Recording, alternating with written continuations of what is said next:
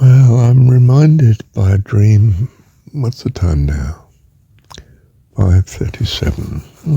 Had a good night's sleep. But in the dream, I was experiencing someone was being kind, giving something to me. A good friend. I've no idea who. Couldn't tell you really whether it was. I think it was male.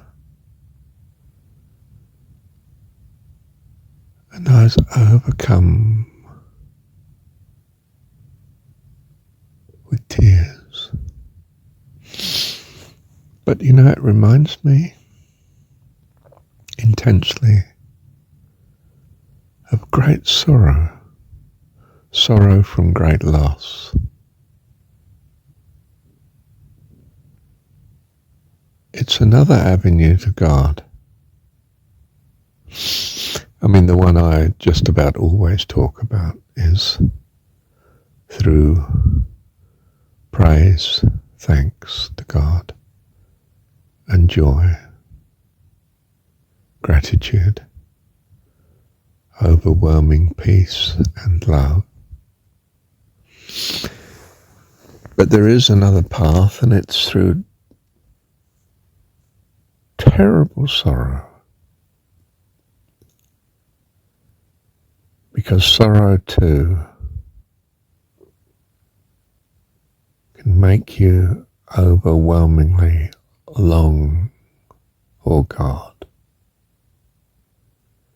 And that is to love God with all your heart, soul, mind and strength. I don't wish such a path on you, of course. I'm not sort of commending it to you. I'm just saying that there are other ways to life eternal.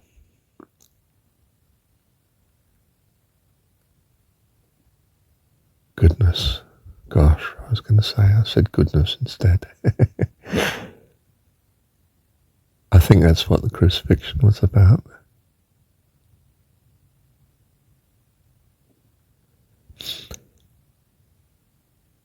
It's as if you can't come the way of praise and thankfulness and gratitude and joy and peace.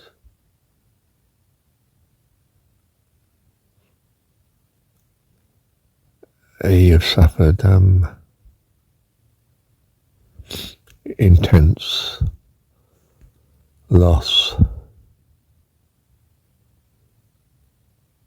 I think of it in terms of losing one that loved you. Either they died or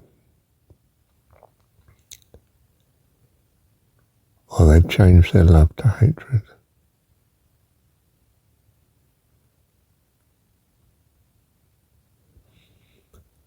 And I've experienced that too. Not just the highway that I normally commend to you of praise and joy and thankfulness.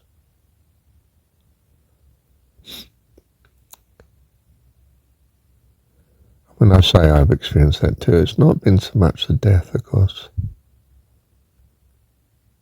but the change from someone who has been everything to you and you've lost them. I say it's been everything to you because, of course, I've had a very strong awareness of God, so to speak, since I was 24 years of age. And since then I've lost 3 wives. And each one has torn me to pieces, shredded my heart, so to speak.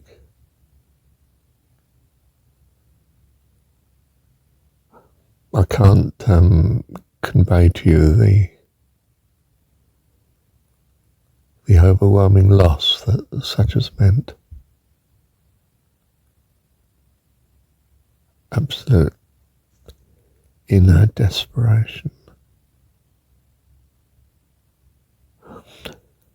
I won't dwell on it. It's not good, is it? But it is good to say that if you should find that you're on such a path, well, the light at the end of it is the same. By the grace and the goodness of God, His compassion and loving kindness, in our despair, He simply gives life eternal, life abundant. But as I say, there's no way one would want this upon any soul.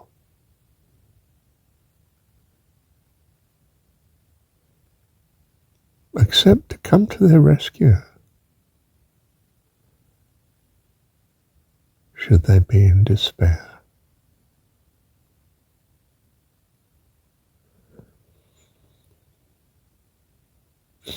Well, I didn't know this was going to come to me.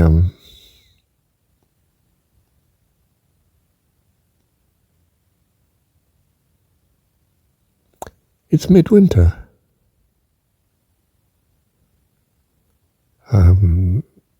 My daughter's school has celebrated Matariki on Wednesday evening. They had a lantern.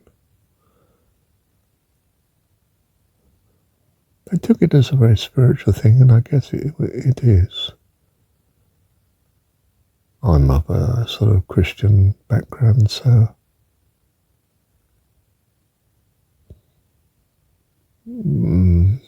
I didn't throw myself into it. In fact, it was so cold I just came home again. I thought, I can't stand in the dark for an hour or two. Not really talking to anybody. I didn't anyway. I came home.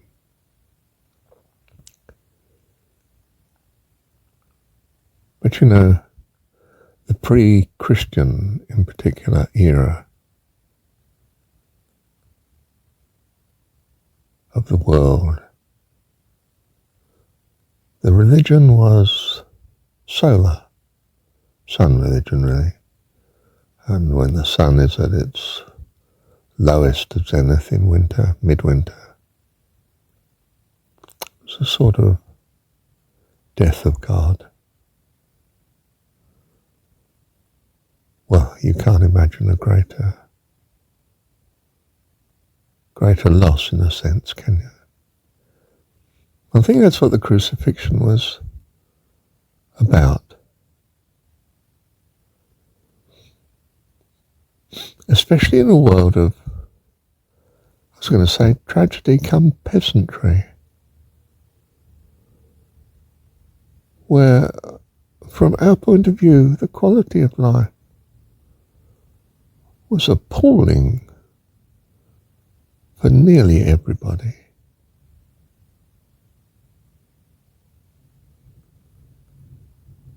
And amidst this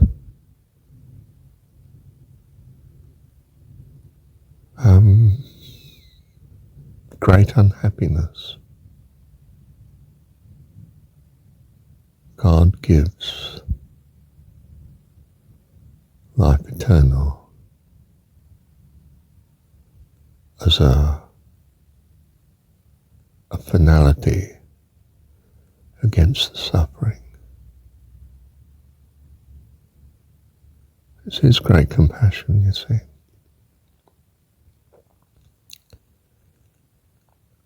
I can't explain how I think the cross has something to do with that.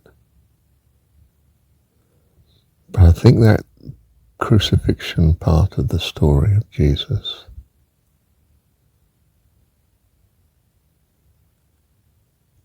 is something of the great statement of that.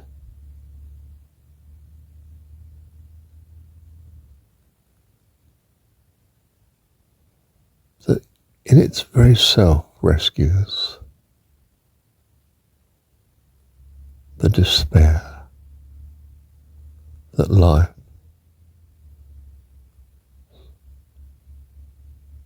can find itself in. I'm come that you might have life and have it more abundantly. The words of Jesus in the story. I'm come a light into the world,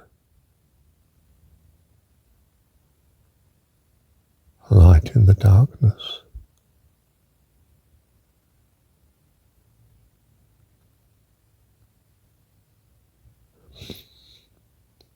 To me, that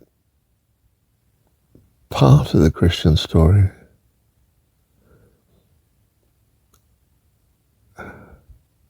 has nothing to do with the life of Jesus.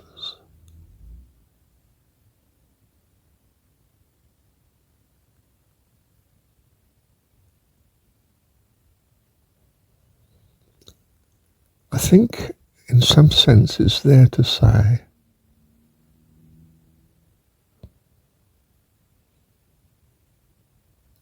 well,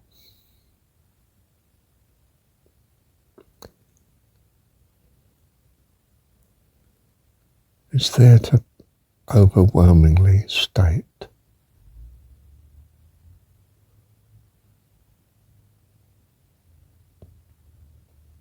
God's compassion to us.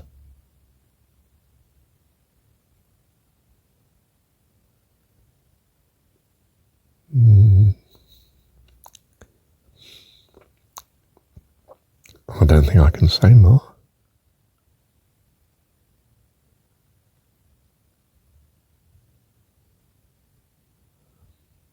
But in some sense, that midwinter time, the lowest point of the sun's zenith in midday,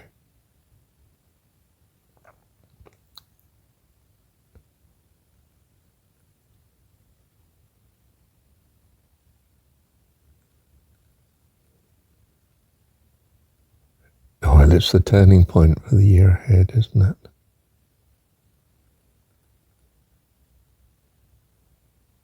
And another year of life, you see.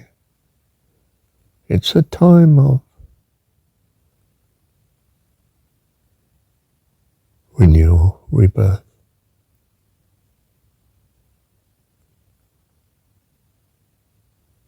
When the sun starts to climb higher in the sky each day.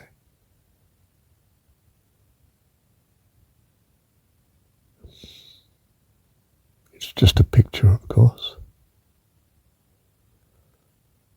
played out in our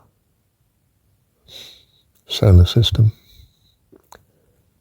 our planetary orbit and so on. But it's foundational in our experience of life,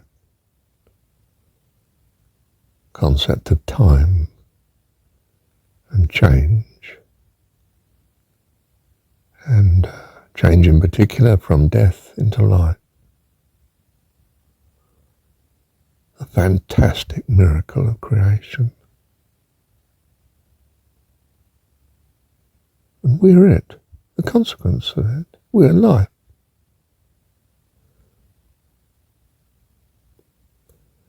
It's the way God has given us a childhood, that we might be eternal, wonderful beings with Him.